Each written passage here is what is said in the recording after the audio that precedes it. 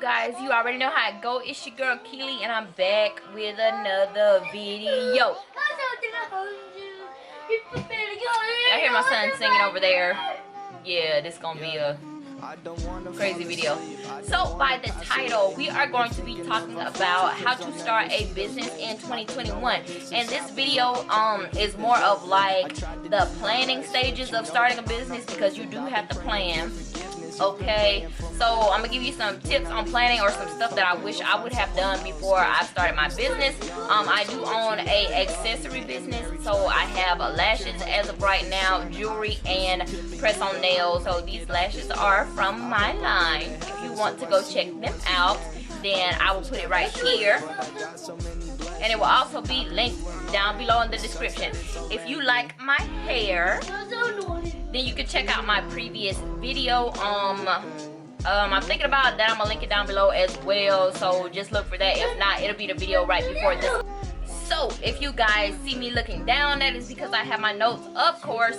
So I'm going to be going through this list, okay? So let's go ahead and get started. Well, before we do, have you hit that subscribe button yet? If not, what are you doing? What are you doing? Okay, let's get started with the video. So like I said, this video is more along the preparation lines of starting a business, and the first thing that we are going to start with, I'm pretty sure that everybody starts with, is research. You could buy like 10 million vendors lists, which if you just do the research, you don't even have to spend that money into buying vendors lists, because you're literally looking it up for yourself. There are millions and millions of free YouTube videos like the one that I'm making right now. Like, seriously, stop paying for vendors lists. Like, if you do the research, then you will not have to pay for those lists, okay?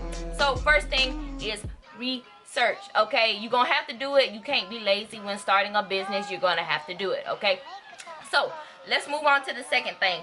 The second thing is basically have an idea of what you want to sell. If you want to do lashes, if you want to do jewelry, if you want to do clothes, if you want to do shoes, dresses, like, you know, clothes overall or whatever, just having a good idea of what you want to sell, okay? You cannot be like, oh, I want to start a business, I want to sell this. No, that's not how it's gonna work. Make sure you have a concrete idea of what you want to start off selling, okay? And so then the next thing, how do you want to sell it? Do you want to try to open you a storefront, or if you want to open an e-commerce business, which is basically aka online? So if you decide to do an e-commerce business, then you have to figure out what web domain or web browser, I'm not sure exactly what you want to call it, that you want to use. So basically you have to figure out which one is going to be more beneficial for you. If you're going to be hand making your items, then will something like Etsy be more beneficial for you, where it's better to, if you have like custom made products, to sell on there? Or do you want to use something like Big Cartel, which is one of the easiest e-commerce sites to set up? If you want to use Wix, if you're planning on providing services along with your products. If you want to use Wix, if you will be providing services along with your products, then Wix is very ideal, because it is the only e-commerce site that I ran into that will let you book services as well as sell products. Or if you want to use Shopify, which is basically more towards, or more geared towards e-commerce sites and selling products. And then there's other ones also like GoDaddy and different things like that. So you have to figure out which one that you want to use, okay? You do not have to have the fanciest website to start, okay? Trust me, because your website is not going to mean anything if you do not think of this next tip that I'm fixing to tell you. So the third thing is you have to figure out who your target audience is, and that is something that I did not think about until I got further along in my business. And to be honest, I may or may not still know, you know, whatever. You cannot please everybody, okay? It's just not gonna happen. So you need to figure out who you're actually trying to target to, who you want to buy your products, because you can't be like, oh, I just want to sell it to people who love makeup. Not everybody likes the same makeup. Not everybody likes the same boutique clothing. Everybody doesn't like the same jewelry.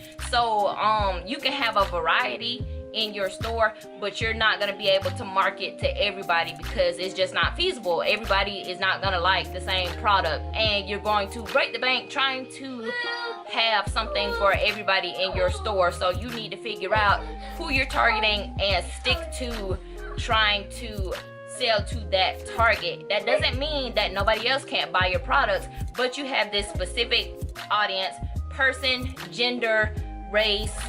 You know, you have to break it down that you're trying to get to buy your product, okay? So identifying your target audience will help you figure out which direction that you want to go in next, because you need to figure out a color scheme or a theme that you want for your business, okay? And that depends on your target audience. Like if you want to do target to younger people, you may want to use more vibrant colors such as pink. If you're trying to really target girls, different colors mean different things. If you use something like gold, more people associate gold with luxury, and when you think of luxury, you think of a older crowd. You got to think of the certain people that are able to afford those luxury things, that if you want to appeal to a luxury crowd. So I mean, if you're trying to do like red, if you associate red more with love, or maybe like a intimate line, you know, something like that, and then that would appeal to more of a younger mid, you know, crowd or whatever. So that'll definitely help you in with the direction that you're going. Also figuring out your theme or your color scheme or whatever, like if you want to do anime or anything like that, also helps you figure out who that, like how you need to market your product. Simple, you can't try to sell like plus size clothing to a person that is size 0.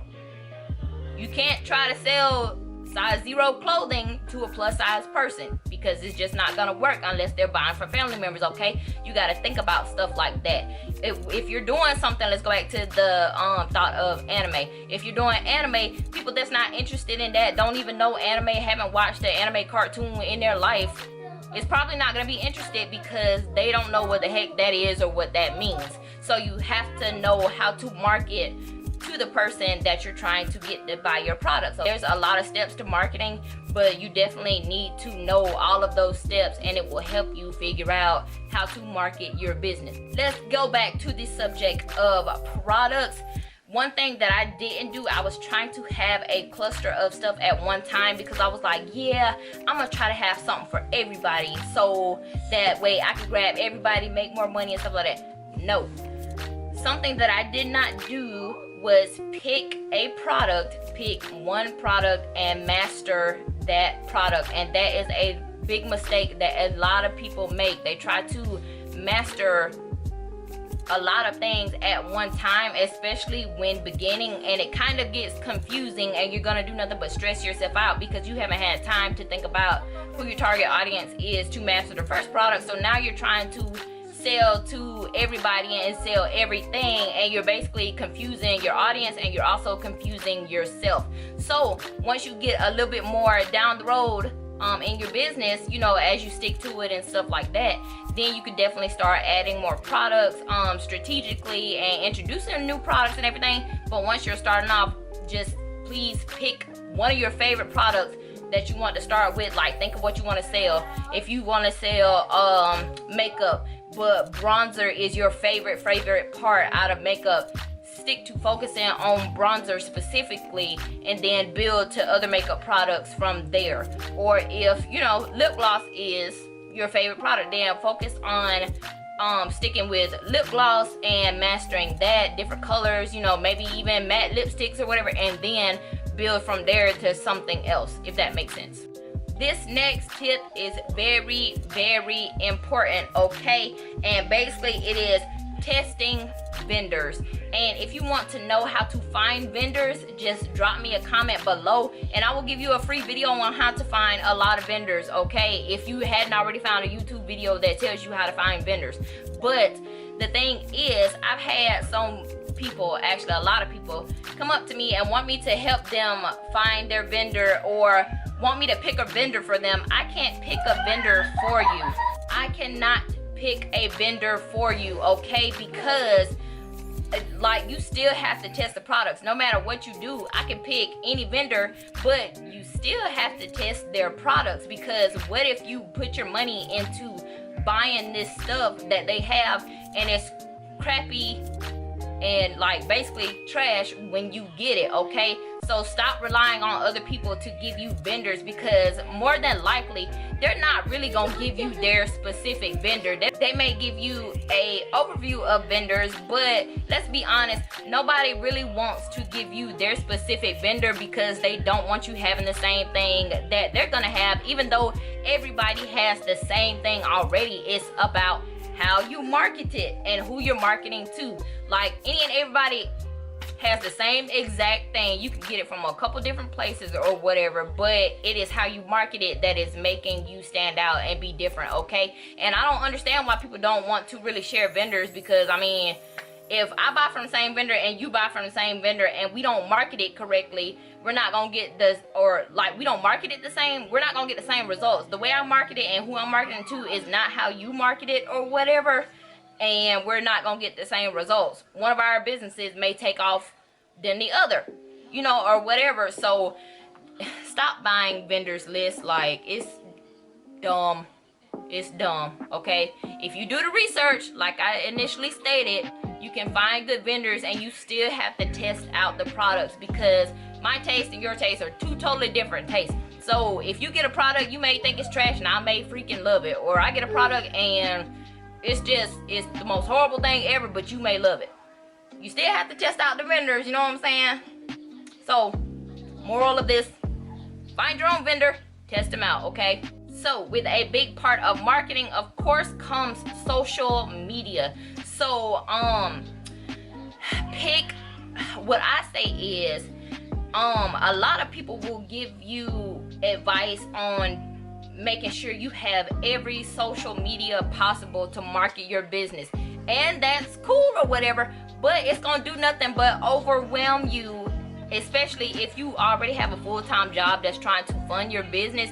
You don't have time to post to every single social media, like Twitter, Instagram, Snapchat, Facebook, Pinterest. Like, that's just way too much and overwhelming for a person. So what I believe, and what I'm actually trying to do now, is pick one platform that you really want to grow at a time and focus on that platform. Like TikTok, it's easy to reach tons and tons of people easily, as opposed to Instagram. You gotta know your hashtags and all this kind of stuff. It takes off for some people, but other people it don't. So pick one social media and focus on that. While we're also talking about social media, then keep your business and your personal pages separate, unless you are going to turn your personal page into a business page. Let me say that again, because I don't think you got what I was saying. So keep your business and your personal page separate, unless you're turning your personal page into a business page. And the reason you do that is because some stuff that you would normally post on your personal page, you do not really want to post on your business page. And I see that a lot. You can't be dropping the F-bomb this, F-bomb that, but you trying to sell luxury products and you expect people to buy from you, because every time you turn around, there's an F-bomb, A-bomb, B-bomb, C, D, E, F, G bomb on your personal page, and you trying to market on there. Like, unless that's the clientele you're trying to market to. And like, it is what it is. Like, you have to separate them. But if you decide to take your personal page, because that's where a lot of people are supporting you and everything, and decide to turn to your business page, just slowly ease into it and post more about your business. You know, introduce your business, slowly change your name or your settings or whatever on there, and just kind of ease into your business, and then ease into it being a business page. But you can't let everything that you see that everybody else posting affect you, because now this is your business page. So if you're gonna do that, you might as well make a whole nother business page if you just want to keep it separate, you know, okay? Also, and this comes with the next step that I'm going to tell you. If you do decide to separate your business page, it is beneficial because it's going to be better for you to reach people that are outside of your area.